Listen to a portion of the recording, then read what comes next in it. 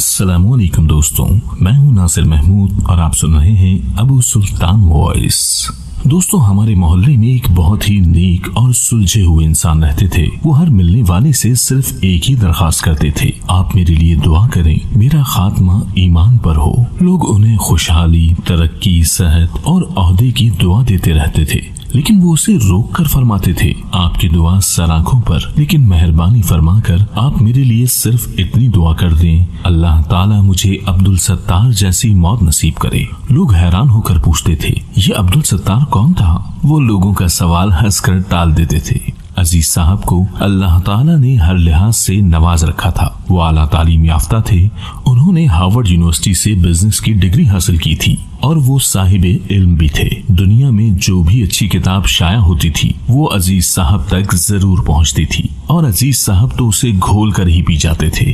اللہ تعالیٰ نے انہیں صحت کی نعمت سے بھی نواز رکھا تھا، اور وہ پیدائشی امیر بھی تھے۔ والد صاحب زمیندار تھے اور وہ فلور ملوں کے مالک تھے۔ وہ اپنی گندم پیس کر بیچتے تھے اور کروڑوں کماتے تھے۔ چنانچہ خاندان کا تمام مال و دولت اور سارا اثاثہ انہیں منتقل ہو گیا، اور اللہ تعالیٰ نے انہیں سعادت مند اور پڑھی لکھی اولاد سے بھی نواز رکھا تھا۔ لیکن وہ اس کے باوجود ہر وقت خود بھی عبدالستار جیسی موت کی دعا کرتے تھے اور دوسروں سے بھی یہی درخواست کرتے رہتے تھے۔ لوگ ان سے وجہ پوچھتے تو وہ فرمایا کرتے تھے، بس عبدالستار مجھے سیدھا اور صحیح راستہ دکھا گیا، اللہ تعالیٰ اسے کروٹ جنت نصیب کرے۔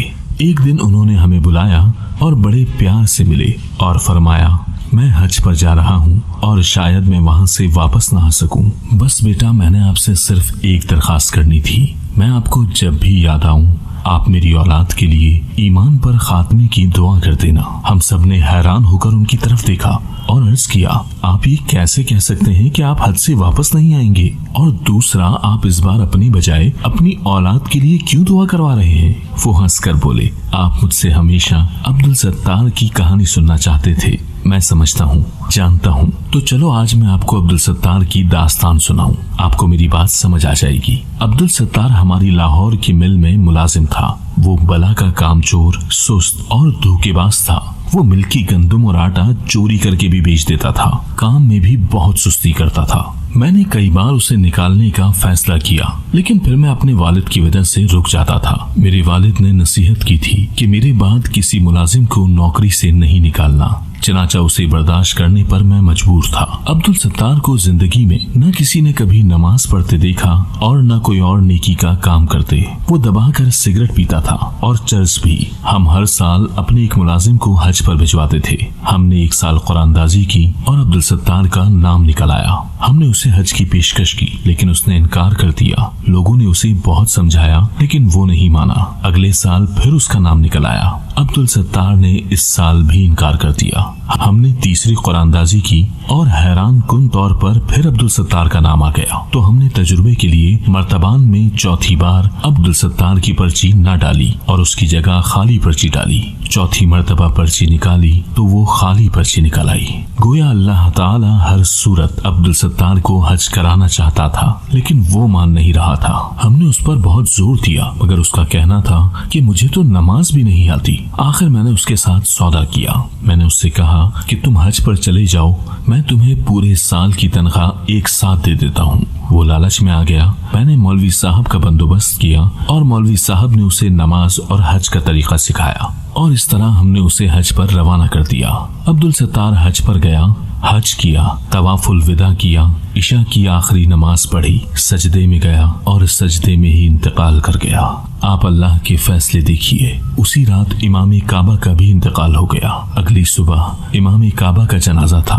عبدالستار کی میت بھی امام کعبہ کے ساتھ حجر اسود کے سامنے رکھ دی گئی اور لاکھوں حاجیوں نے اس کا جنازہ پڑھا۔ ہم سے اس کی میت کے بارے میں پوچھا گیا تو اس کی بیگم نے کہا کہ اللہ تعالیٰ نے اگر اسے خانہ کعبہ بلایا ہے تو پھر اس کی تدفین بھی مکہ میں کر دی جائے، اور یوں وہ مکہ مکرمہ میں دفن کر دیا گیا۔ میں اس کی بیگم کے پاس گیا اور اس سے عبدالستار کی خوشبختی کی وجہ پوچھی۔ اس کا کہنا تھا کہ میرے خاوند میں کوئی خوبی نہیں تھی۔ میں خود حیران تھی کہ اللہ تعالیٰ نے اسے کس نیکی کا صلہ دیا ہے۔ پھر مجھے اچانک اس کی ایک اچھی عادت یاد آ گئی۔ ہمارے محلے میں ایک بیوہ ہے۔ محلے کے اوباش لڑکے اس پر بری نظر ڈالتے تھے۔ اس کی 2 چھوٹی بیٹیاں تھیں۔ مکان اس کو اس کا مرحوم شوہر دے گیا تھا۔ گھر کے اخراجات اس کے دیور نے اٹھا لیے تھے، لیکن مہنگائی میں اس کا گزارا نہیں ہوتا تھا، اس لیے وہ دوسروں کے گھروں میں کام کرنے جاتی تھی، لیکن لوگ اس پر بری نظر رکھتے تھے تو وہ کام چھوڑنے پر مجبور ہو جاتی تھی۔ میرے خاوند کو پتہ چلا تو وہ اس کی ڈھال بن گئے۔ انہوں نے اسے اپنی بہن بنا لیا